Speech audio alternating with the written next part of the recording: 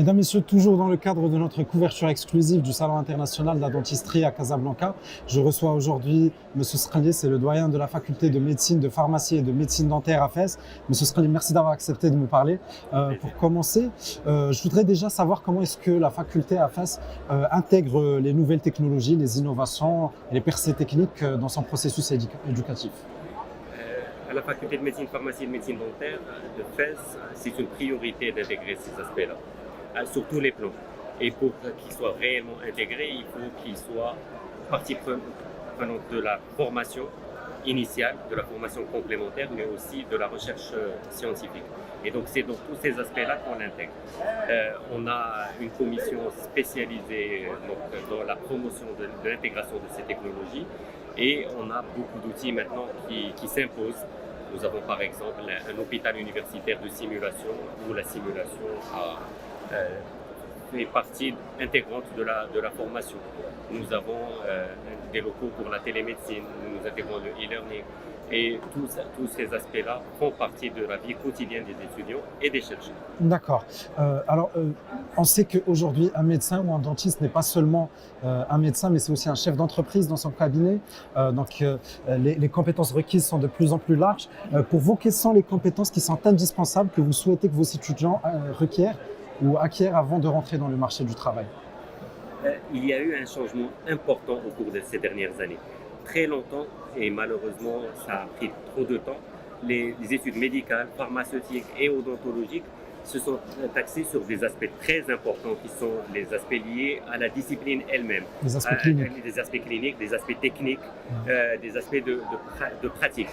Mais en fait, la pratique inclut aussi des soft skills très nombreuses. Et donc la communication, par exemple, l'utilisation des nouveaux outils de gestion, la connaissance de la réglementation. Nous avons malheureusement, par exemple, je viens de dire réglementation, nous avons une méconnaissance de la réglementation qui se fait sentir parfois à l'occasion de problèmes. Et il faut qu'on anticipe. Les choses sont en train de changer et les formations dans ces trois créneaux ont intégré au cours de ces dernières années ces aspects-là.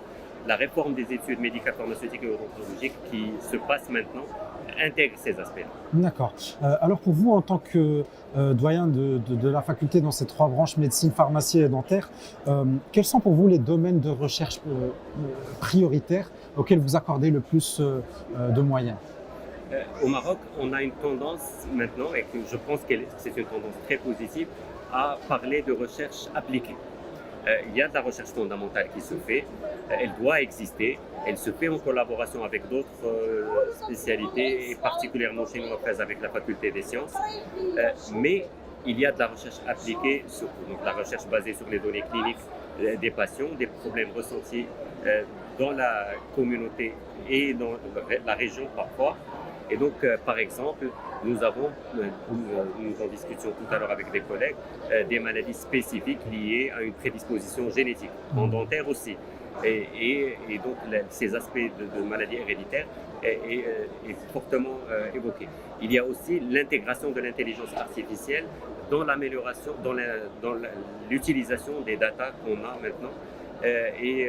Pour ça, la faculté a choisi de s'ouvrir vers d'autres profils. Nous avons maintenant, à la faculté depuis 2 ans, des enseignants qui sont à la base des informaticiens.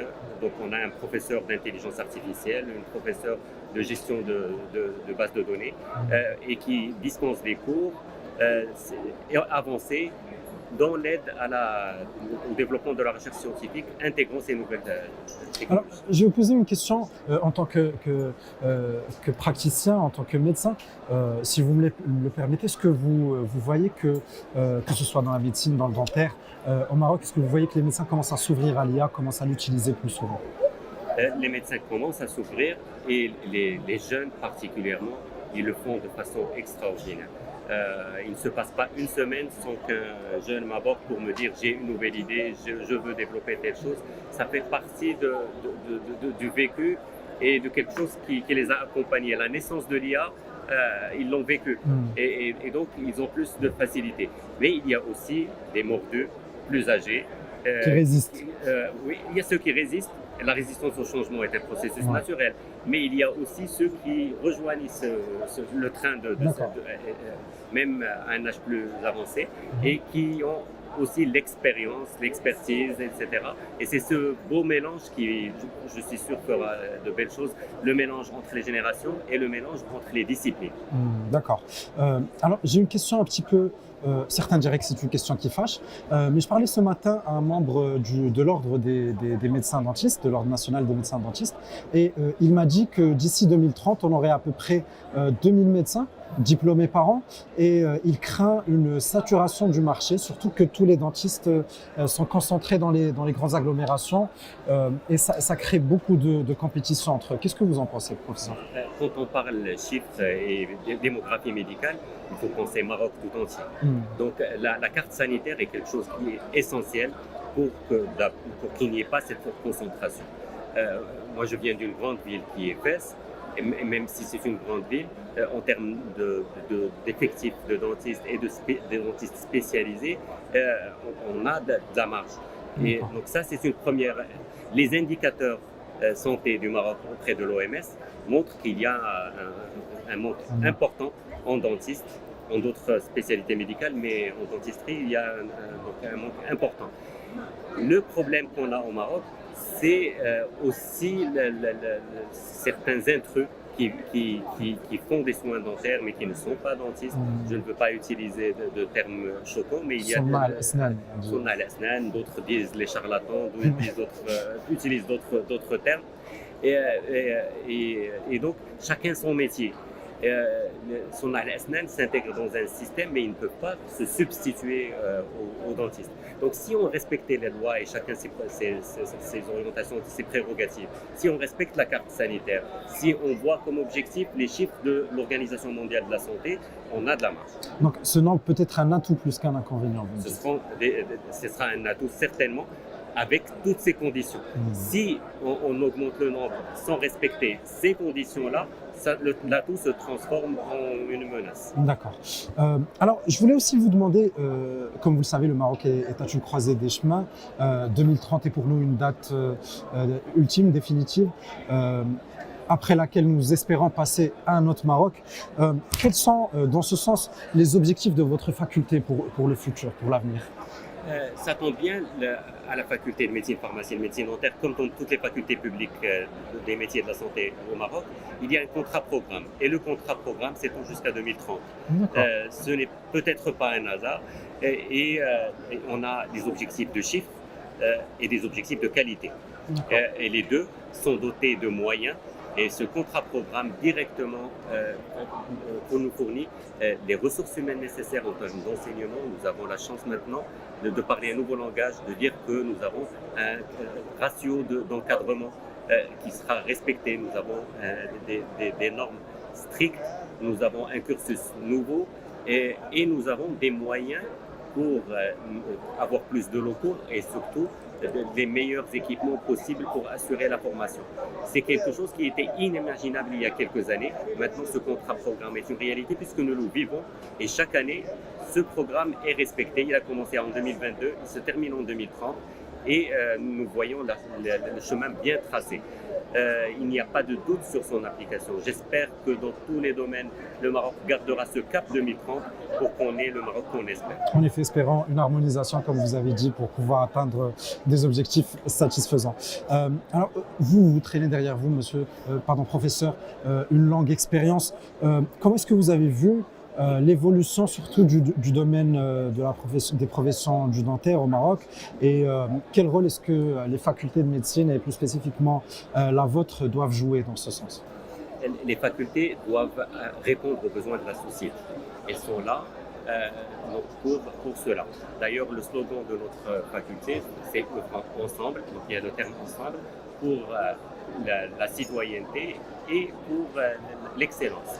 Et donc finalement, ce sont nos objectifs. Les facultés, comme en médecine, le dentaire s'ouvre vers d'autres villes. En médecine aussi, avant la médecine dentaire, il y avait uniquement deux facultés au Maroc, Rabat, Casablanca. Puis on avait vu Marrakech, Fès, Oujda, etc. Il y a beaucoup de facultés à s'ouvrir.